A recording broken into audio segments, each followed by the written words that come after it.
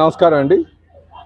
ఈరోజు జాతీయ ప్రజా పంపిణీ పథకాన్ని మళ్ళీ పునఃప్రారంభించినటువంటి సందర్భంలో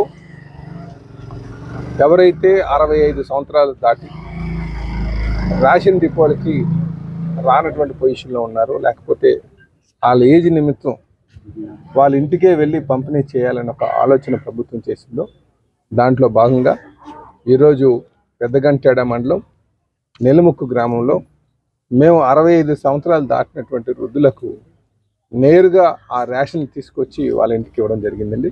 ఇందులో స్థానిక కార్పొరేటర్ సోదరులు సోదరిమణి లక్ష్మీబాయి గారు, అలాగే మా 3 పార్టీ నాయకులు కూడా ఇందులో పాల్గొనడం జరిగింది. వీళ్ళతో పాటు ఏఎస్ఓ గారు, డిఎస్ఓ గారు కూడా, ఏఎస్ఓ గారు, తర్వాత మండల తహసీల్దార్ గారు, అధికారులు కూడా పాల్గొనడం జరిగింది.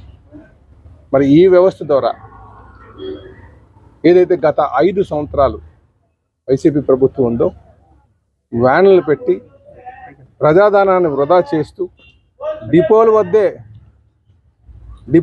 వ్యాన్లు పెట్టుకొని ఒక సమయం అనేది లేకుండా వాళ్ళ ఇష్టానుసారం వచ్చినటువంటి సమయాల్లో పంపిణీ చేసి లబ్ధిదారులకి ఇబ్బంది పెట్టినటువంటి పరిస్థితి, ప్రభుత్వం మీద భారం పడేటువంటి పరిస్థితి, ఆర్థిక భారం సుమారు 800 కోట్ల ఆర్థిక భారం పడేటువంటి పరిస్థితి.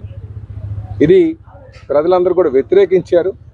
ఆ వ్యతిరేకించి మేము ఏదైతే ఎలక్షన్లో మాట ఇచ్చామో ఆ మాట ప్రకారంగా మాకు ఈరోజు మేము మళ్ళీ పాత పద్ధతిని తీసుకొచ్చి ఈ పంపిణీ చేస్తున్నామని చెప్పి తెలియజేస్తున్నాం. దీనివల్ల ప్రభుత్వం మీద ప్రజల సొమ్ము ప్రభుత్వం మీద భారం పడకుండా ప్రజాస్వామ్యం మనం కాపాడుతూ, అలాగే 65 సంవత్సరాలు దాటినటువంటి లబ్ధిదారులకి నేరుగా ఇంటికి వెళ్ళేటువంటి పరిస్థితి తీసుకురావడం జరిగిందని చెప్పి తెలియజేస్తుంది. ఈ సందర్భంగా నేను రాష్ట్ర ముఖ్యమంత్రి వర్యులు శ్రీ నారా చంద్రబాబు నాయుడు గారికి, జనసేన నాయకులు పవన్ కళ్యాణ్ గారికి, అలాగే మరి బీజేపీ నాయకులైనటువంటి పురంధరేశ్వరి గారికి, మోడీ గారికి నేను పేరున నమస్కారాలు తెలియజేసుకుంటున్నాను. అలాగే ఈ సందర్భంగా డీలాల్ గారు కూడా తెలియజేస్తున్నాను.